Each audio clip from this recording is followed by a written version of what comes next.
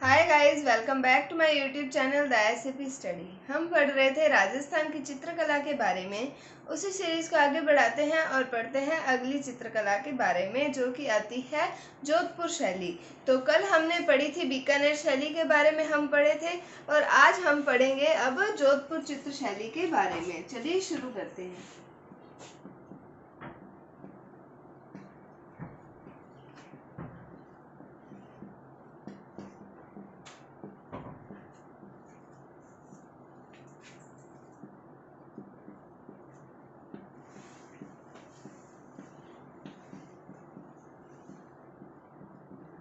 तो चित्रकला में हमारा मारवाड़ स्कूल चल रहा है और उसकी हम शैली पढ़ रहे हैं, कौन सी? जोधपुर शैली। तो अब हम पढ़ना शुरू करते हैं इस शैली को। हम बात करते हैं सबसे पहले इसके प्रारंभ की। तो इसका प्रारंभ हुआ मालदेव के समय पर। तो प्रारंभ की बात करें तो प्रारंभ हुआ मालदेव के समय पर। उसके बाद हम बात करें इसके स्वर्ण काल की, तो स्वर्ण काल आता है जसवंत सिंह फर्स्ट का काल।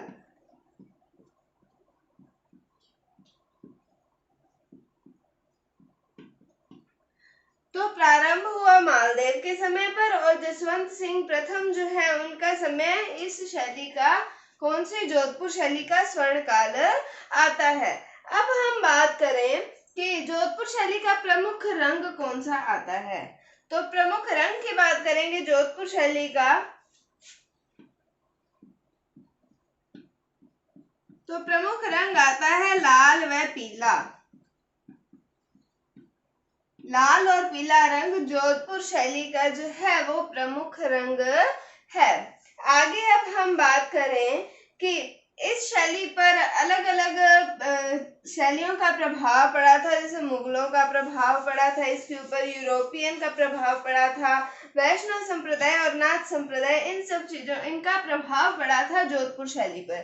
तो अभी हम वो पढ़ते हैं कि किन किन शासकों के समय पर ये हमें अलग अलग प्रभाव देखने को मिलते हैं। तो उससे पहले हमने जोधपुर शैली शुरू की पढ़नी। तो प्रारंभ कब हुआ? मालदेव के समय पर। और स्वर्ण काल कब का माना जाता है? जसवंत सिंह प्रथम का समय जो है वो माना जाता है। और हमने बात की किसकी? प्रमुख रंग की। तो प्रमुख रंग आता है लाल और पीला।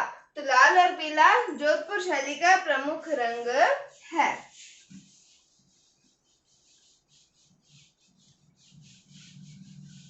अब हम बात करते हैं, सबसे पहले हम देखते हैं कि मुगल प्रभाव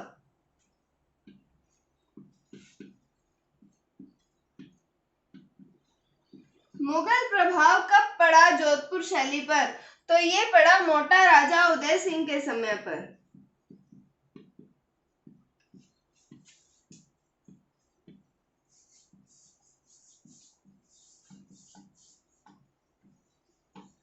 तो अगर पूछा जाए कि जोधपुर शैली पर मुगल प्रभाव कब पड़ा, तो वो मोटा राजा उदय सिंह के समय पर पड़ा। अब हम बात करें यूरोपियन प्रभाव कब पड़ा।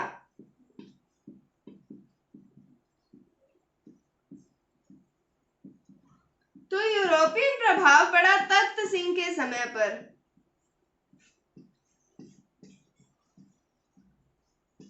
तो तख्त सिंह के समय जोधपुर शैली पर यूरोपियन प्रभाव देखने को मिलता है। अब हम बात करें कि नाथ संप्रदाय का प्रभाव कब पड़ा।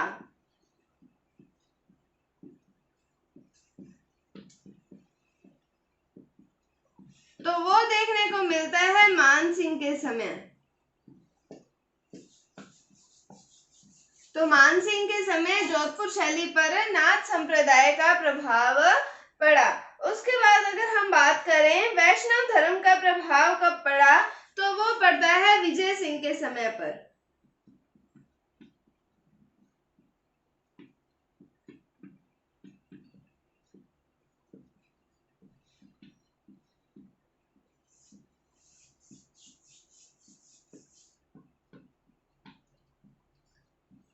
तो हमने बात की कि मुगल प्रभाव जोधपुर शैली पर हमने देखा मोटा राजा उदय सिंह के समय यूरोपियन प्रभाव की बात की तो तख्त सिंह के समय जोधपुर शैली पर यूरोपियन प्रभाव देखने को मिलता है। हमने बात की नाथ संप्रदाय का प्रभाव कब पड़ा तो मानसिंह के समय पर देखने को मिलता है, और वैष्णव धर्म का प्रभाव जो है वो विजय सिंह के समय देखने को मिलता है। तो ये आप 4 चीजें हैं जो इनको याद रखें कि हाँ, जोधपुर शैली पर किस किस का प्रभाव पड़ा है। तो मुगल शैली का प्रभाव, यूरोपियन, नाथ संप्रदाय और वैष्णव धर्म का प्रभाव हमें जोधपुर शैली पर देखने को मिलता है। अब हम बात करते हैं जोधपुर शैली के प्रमुख चित्रकार कौन कौन से आते हैं उनकी।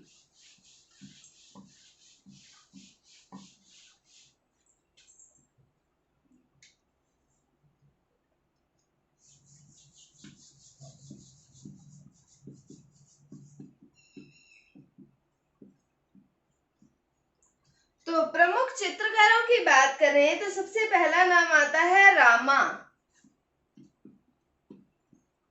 क्या नाम आता है? रामा।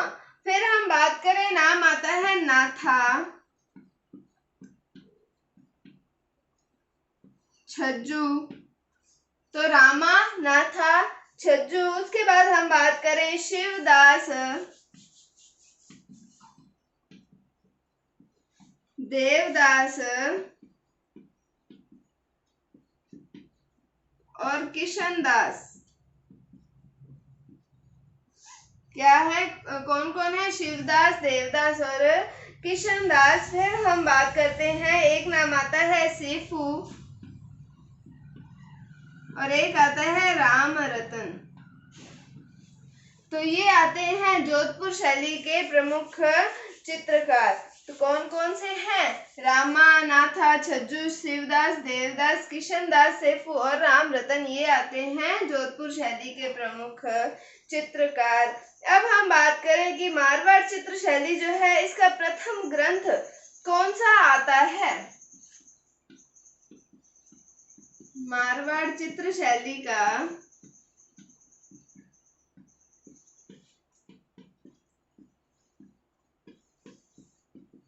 प्रथम ग्रंथ, तो नाम आता है उत्तर सूत्र चूर्णी।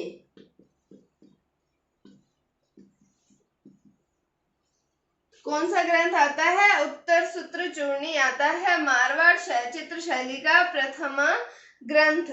उसके बाद हम आगे बात करते हैं,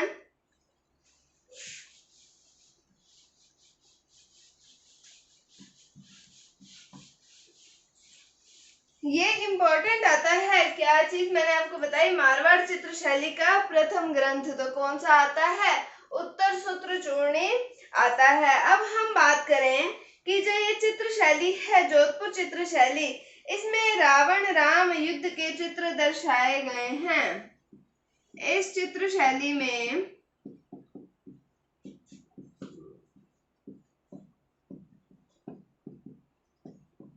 राम रावण युद्ध के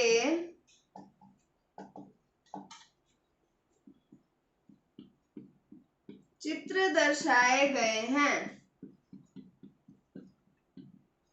तो आज हम जोधपुर शैली के अंदर इतना ही पढ़ेंगे। उम्मीद है आपको समझ आया होगा। अगर आपको इसमें कोई डाउट है तो आप कमेंट सेक्शन में पूछ सकते हैं। और आपसे एक और बात करनी थी कि आप लोग जो भी कमेंट्स करते हैं, अगर आपको वीडियो अच्छी लगी है तो आप मुझे अप्रिशिएट करने के लिए कमेंट्स कर सकते हैं। कोई भी आपको डाउट है तो आप वो पूछने के लिए भी कमेंट कर सकते हैं। लेकिन आप मेरी पर्सनल डिटेल जानने के लिए या और किसी तरीके के कमेंट प्लीज़ ना किया कीजिए, मैं उसके रिप्लाई आपको नहीं दे पाऊंगी। इसलिए उम्मीद है आपको आज का सेशन भी अच्छा लगा होगा। अगर आपको इसमें कोई डाउट है तो आप कमेंट सेक्शन में ज़रूर पूछें, मैं आपको उसका रिप्लाई ज़रूर दूंगी। अगर आपको आज की वीडियो अच्छी लगी है तो इसे लाइक कीजिए, शेयर कीजिए, चैनल पर नए हैं तो इसे सब्सक्राइब जरूर कीजिए। Thank you, thanks for watching, bye bye.